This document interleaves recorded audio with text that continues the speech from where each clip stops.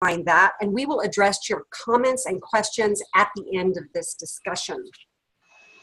Please come play with us. Ask us questions. We do this live on purpose because we want to be able to engage with you. Otherwise, we would just record it and send it out along its merry way. So come play with us if you're here live with us. Yes, absolutely. And let me just check. Yes, there's lots of people on the call here. So let's hear from you. We wish we could see you all right here with us, but that's not a feature of Zoom yet. So that'll hopefully come. This video podcast is being recorded, so you can watch or listen later if there's a piece that you missed, or if you want to share it with your colleagues or friends and family. This is an important topic for everyone. So today's topic, 3 myths busted, why we don't really slow down. And as we were preparing for this topic, we realized that instead of 3 myths, there's really 1. So we used our women's leadership prerogative and changed the agenda and said, we're going to focus on one thing. And that one thing is scarcity of time. That is the real reason we don't slow down, is because we feel like there's not enough time. So we keep doing. So what that means is that we have no time to plan. We have no time for self-care. We have no time to make sure we're playing to our strengths. And this results in us chasing success rather than being the true leaders of who we are, creating the success that we know is really possible. So what this looks like, a day in the life of a typical scarcity time person. So you get up in the morning and you need some sort of stimulant to get you going. It's either coffee, tea, or maybe a soda. You see that to-do list, it's in your mind. So you may be saying hello to your husband or wife, children, whomever, and that to-do list is in the back of your mind. So you're not actually present with them, you're just waiting to get going. So you show up at work, boom, boom, boom, you're working on the to-do list. Oh, there's that meeting on the agenda. You show up for the meeting. It's really obnoxious because it's really getting in the way of you being able to get to that to-do list and get those things done. So you get through the meetings, you get back to the real work of getting the to-do list done. You finally leave and you need something to decompress. That may be some sort of alcohol, it may be weed, whatever it is, but there's a depressant that you're using to get off the adrenaline cortisol high that you've been on all day. And most likely you're thinking, and I'm gonna have to work the weekend to get caught up because I'm still not caught up, right? So your day may not look exactly like this, but this is some version of this is what most people are living. And I have a feeling that most of the people who are watching this video podcast know this. Like, you're people who are working to get out of the habit of that kind of day, but how do you really get out of it when everyone around you is operating this way, right? That's the really tricky part here. So busyness, hello dog. Gypsy has something to say on this subject. Gypsy has something to say. Yeah, great. So busyness often is like a badge of honor, right? Like it's an indication of success if I can say I'm too busy, right? It means that I'm important. And in reality, what it means is that you're out of control of yourself and your life. That's really what we're going to be talking about. So we are calling bullshit on busy, and we're saying we know better. We do know better, right? So how do we move into this? And we believe that if we slow down, we know that if we slow down, we actually create more time, right? We accomplish more, we enjoy more success, we're happier at work and at home. So what I'd like to do to kind of kick us off at this point is just a real quick breathing centering, right? And I'd like you to just close your eyes, take a deep breath, and imagine that your spine is actually like a pencil, and there's an eraser at the bottom of your spine, and it goes straight up through your spine, and that eraser at the bottom, you can feel it softening. And I want you to, if you can see me peek, I want you to kind of spiral on that eraser. Breathe and allow yourself to spiral. Yeah, and feel the relaxing happen. Yeah. If you're watching this and you're multitasking while we're doing this, I invite you to become fully present and set everything else aside for the moment and join us in this breathing and centering. This is an important part of creating more time. So in the moment of this kind of slowing down and centering, you might hear those thoughts coming up, how I really need to get to that thing. I could squeeze that in right now. Or this thing, that niggly thing may pop up in your mind, right? Just let that go. One more deep breath. And let's come back. That took a minute for us to do that, right? And just know when you take time to slow down, you're going to have those thoughts come up, all the reasons why you can't do that. Okay, and it's one of the most important things that you can do. So in service to busting the myth that we can't slow down and we don't have enough time, Haven, I would like to invite you to tell the story of your experience at Sega of America and what that was like. Yeah, thank you, Karen. I want to set the stage of what happened. I got out of MBA school and I went to work at a division of RJR Nabisco, right? So I didn't know that. Yeah, so we had these, we made our projections and we had our strategic plan and we followed those plans. Right. Almost to the T. Right. You know, we were a large company. And the most important thing that I was taught as an associate product brand manager was developing your people. If your people succeed, then you succeed, the brand succeeds.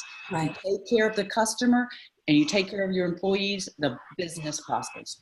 So imagine I land at a video game company that has, I'm like the 103rd employee and it is balls to the wall. Yeah.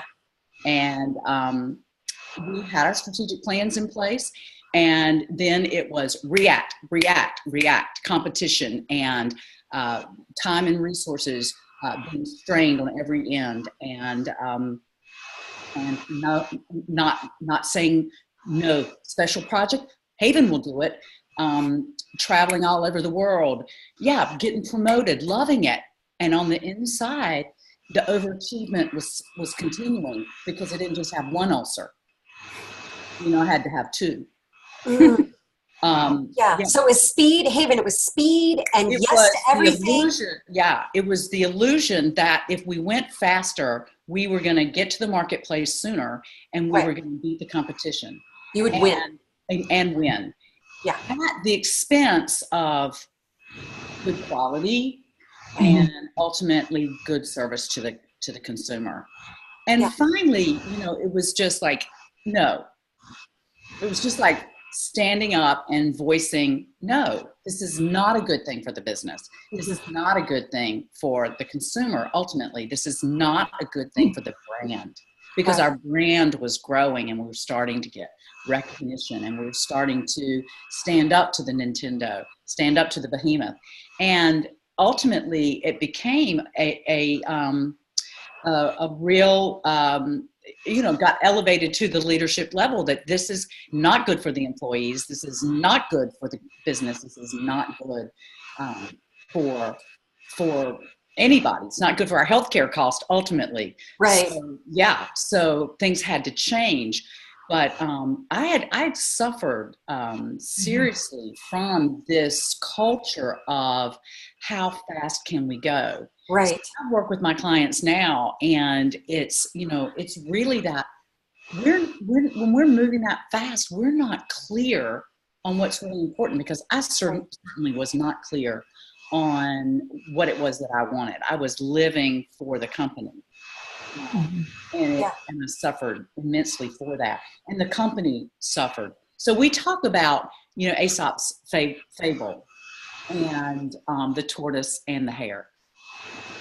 Ultimately, yes, it's a children's story, and yet it serves us well. Right. Who wins in the end? The one who's speeding along and then taking time off and joking around and making fun of the tortoise for going slow and steady. And more companies are really turning to, if we go slow, then we can go super fast. We need to have that time to really study. But our culture pushes us in the other direction. Right. Our culture says, and we were even talking about it among the three of us, that it's even a habit of language. Mm-hmm. I don't have time. Right. I don't have time for that. And our culture tells us that we should say yes to everything. Right. I was taught to always raise my hand for the special project. Right. Give the project to the busiest person. The busiest person will get it done, right? Mm-hmm. And then that person is completely burnt out. Right. Have you ever heard of the word karoshi? That's not overwork. It's a real phenomenon. Yeah. Even in the Japanese work culture, they are beginning to recognize it. Good. And understand that it's killing people. And I believe we all have in our lives people who have suffered and died. Yeah. So Haven, could we bottom line this? If you were to say, okay, these are the things that people need to do to speak up about this and why it's important, what would you say? So instead of reacting, responding so that you can work smarter, you can align, you can do the right thing for the individual and the business. What else would you bottom line? Well, the thing is how do you become able to stop, pause, and respond? Yeah. It comes down to well-being. It all for me comes down to practicing, having a meditation practice, and getting enough sleep. It really is. When we prioritize well-being in our life, we are aware enough to have those strong, healthy boundaries where we feel safe to speak up. Right. So we can show up in the face of this pressure for speed, speaking the truth of what needs to be said to slow things down so work can be more effective. Yes. Yes. Beautiful. Yes. Right, Haven. Thank you, love. Okay. Thank you. Aubrey, same question to you. This illusion of scarcity of time, right? And the impact that it has on us. What stories do you have to share? Yeah, I've got lots. So let's see how. Karen, you just tell me when I'm at my max time, because I've got lots and lots of stories and working with clients and how this really shows up. Yeah. And the first thing I want to say to those that are watching live and for those watching the replay, and I expect you to have some resistance to what I'm about to say, and that's okay, is that scarcity of time. I don't have enough time. I'm too busy, whatever that flavor is for you. It is a scarcity mindset. It is not real. Yeah. It is a condition. We have been conditioned into thinking we don't have enough time. And I have a great client that I've been working with on the last year on this very thing. And really, ultimately, we've all heard the expression, we need to work smarter, not harder. And when as Haven was talking, this illusion of time that if we're the fastest ones, we're the winners. Right. We are actually working a lot harder than we need to work, and we're not working as smart as we need to. So I'm going to give some real tangible examples of what that concept means and how I practically applied it with one of my clients. So this client that I've been working with, she's a woman-owned business. She's been in business for 38 years. Whoa. She's a multi-million-dollar business in a very blue-collar, masculine industry. This woman is phenomenal. However, when I started working with her, she was burnt. I mean, she had hit her rock bottom. Her health, well-being, Haven, you were talking about how it was making you sick to work this. Well, it was making her sick. When I first started working with her, she was stressed out to the max. She was snapping and yelling and screaming at people in her business because she was just up to here with everything. She wasn't sleeping. She had gained a ton of weight. And probably one of the most severe parts of her well-being that I was personally concerned of, like her hair was falling out in chunks. Like she would tell me stories about how she took a shower and just like chunks of hair was falling out. That's stress. That's stress. Yeah. That's stress. And so I started working with her on presence. And this idea of we don't have enough time is really an indicator that we're not present in this moment. Right. It's the idea of I've got things to do in the future and I didn't get enough done in the past, and we're living in those two worlds and we're not right here, right now, and what's really important in this moment. So I started working with her simply on presence. That's where we started, is presence. And so for her, that was a lot of like her own self-awareness, so she could stop reacting, as Haven pointed out, this place of reacting.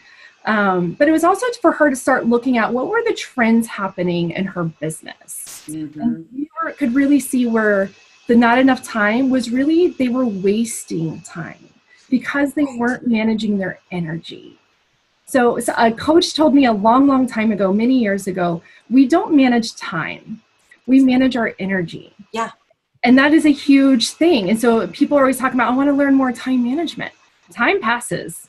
Whatever you do, you know, time passes, and it's about managing our energy.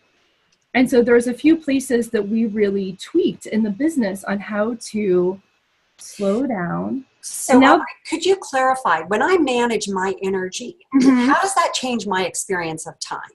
How does that help me slow down? It's a great question.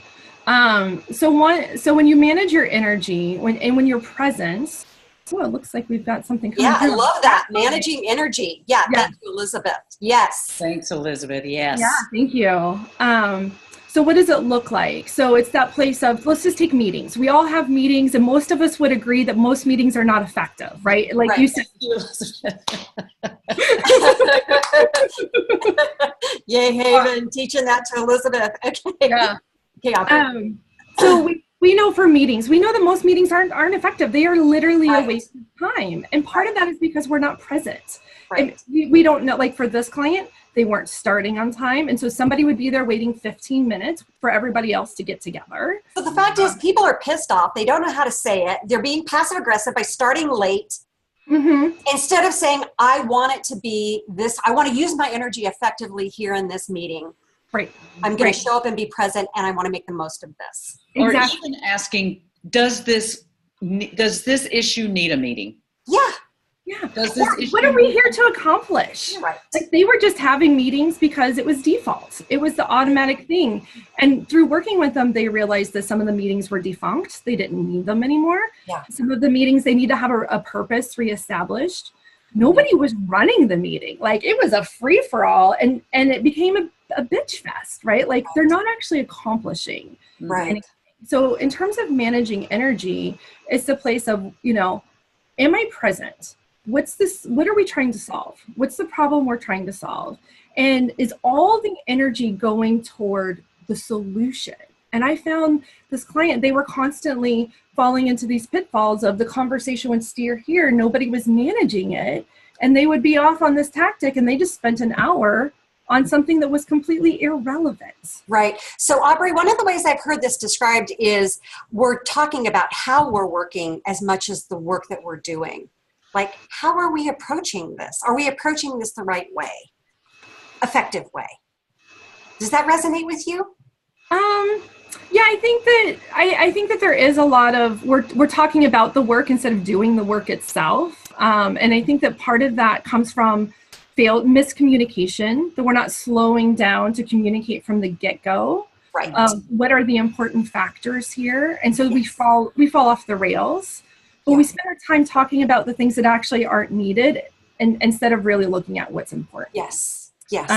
So that's a example. And the slowing down to communicate is another big example of that, this idea of managing your presence and being present to look, to say, oh, we're wasting a bunch of time because of whatever. Right. Training is a great example. This client, they were turning over 70% in one of their technicians, their entry-level position. And then we slowed down. We created a more detailed training plan. We had them slow down and actually have a trainer where they weren't expected to produce work. They were just expected to learn. Yes, and we did that. And they've taken that from a 70% fail rate to a 70% success rate Sweet. of of turnover. They're slowing down and hiring, you know, like, are we hiring the right people as they care on the culture? So those are some examples. Super great examples. Yeah, like this is bottom line stuff. It's expensive to be in churn, and speed creates churn. Yes. Yes. Yeah. And particularly in today's economy right now, it's the employees' economy, right? Where the employees have choice of where they want to work. Yeah, absolutely. Right. And so healthcare cost and churn. Yeah. The talent struggle is a real thing. And this is a big contributor because we're spitting people out. Right. We're spitting them out like they're disposable. And so there is this idea of like, let's slow down. Let's make sure we have the right people on board. Are we all really clear where we're going and why we're going there? Right. And if there's people that aren't on board with that mission, that's okay. They need to not work there. Right. And that's some of this. It's cleaning house a little bit to make sure we're all in alignment together. Yeah, and we have the right people, the right jobs. It's a good fit. Yes, I get to decide what my culture is for my company. Yes, all of that. Okay, my loves. It took, though, I just want to say one thing here. Yeah. It took the leader, because she's the one that was implementing this change. It took her saying time and time and time and time again, You've got to slow down to speed up. Yes. So she shifted that. And so that's the mantra now in this business. And she's had to have the courage to lead in a different way. And so that's the thing I want to really impart here. Yeah. Is we know these things. This isn't new information for any of you listening. Right. What might be new is actually taking action. And that's the place that we want to get to, is inspire you to act differently so that we can create the future of work in ways that feel really good and produce the results we're looking for. So Aubrey, I have a burning question, and it's 25 after, so we're going to need to wrap up soon. But I do have a burning question here. Did this client come to you saying, I want you to help me slow down? No. Right. So what did she come asking for, and how did you segue into the need to slow down? Mm-hmm. She came because she knew she had a people problem. Like that was ultimately, she knew she had a people problem. She had been out, she had hired some previous human resources professionals to specifically work on human resources, and they fired her because she didn't really want human resources. She wanted culture transformation. And so we came together, but she started off knowing she had a people problem. Yeah, interesting. Okay, great. So you were able to meet her in that culture change. Yes, I help with that. And then help her see what was needed. Yeah. Sweet. Yeah. Okay. Nice. So the things we talked about that we would deliver on this video podcast were how to go slow to get to true success. We know, I think everybody on the call knows how to do that.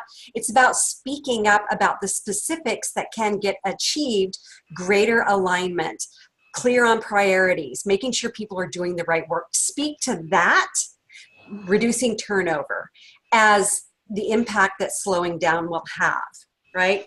That it's about working, people want to work hard, right? It's adding working smarter to working harder so that when you do work harder, it's on the right things. Yeah. And then not enough time, yes, is a cop-out. It is a cop-out because we do have enough time for the right things. Haven and Aubrey, anything else you want to add to bottom line what we've been talking about? I think you nailed it. All right. You nailed it. Again, take action. Take action. This is a practice. So this isn't a place to be perfect. This is a place to practice. This is a place to practice speaking up and seeing what it feels like when somebody maybe is resistant to your ideas, and keep speaking up. Right. Just because you don't get the change that you want the first time, be relentless in speaking up for what you know is the right thing. That's my bottom line I want to impart on these. Yeah, and I think knowing that you have community for support. Yes. Because if you ever feel isolated, that's when you don't feel safe to speak up again. So knowing that you have support here among the three of us and the other people that are here, and find more support, and because that will help you feel encouraged and empowered to continue to speak up. And one person can be the change. We know that. I've seen it again and again and again with my clients, that they can take a toxic environment that's going too fast and going in the wrong direction and completely shift it. Yeah. Great. One person can make the change. I love that.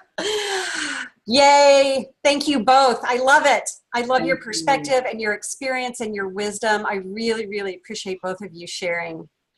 all of that with us today. So, and thank you all the participants who were on the call. We really appreciate you being here with us. Elizabeth, I learned to delegate instead of doing everything myself. Absolutely. And that's, you have to slow down enough to be able to know effective ways to delegate, right? Mm-hmm. So yeah, it all ties in. So I wanted to thank everyone for joining us today, and to look in your email for the recording. We will get that sent out. The Council of Conscious Leaders will be with you again next month or so-ish. We're on our own schedule here of when this works for us, for this to happen. If you have a topic that you want for us to tackle, please put that in the Q&A or the chat, and we will focus on things that you want us to be talking about. If you want to reach Haven Carter, how do people do that? You can email me at haven@havenecarter.com, or just go to my website, havenecarter.com. Right. Aubrey, how can people reach you? Absolutely. My website is awakenyourgreatness.guru, and my email is aubrey@awakenyourgreatness.guru. And I would love to hear your thoughts, your questions, your concerns, your ideas.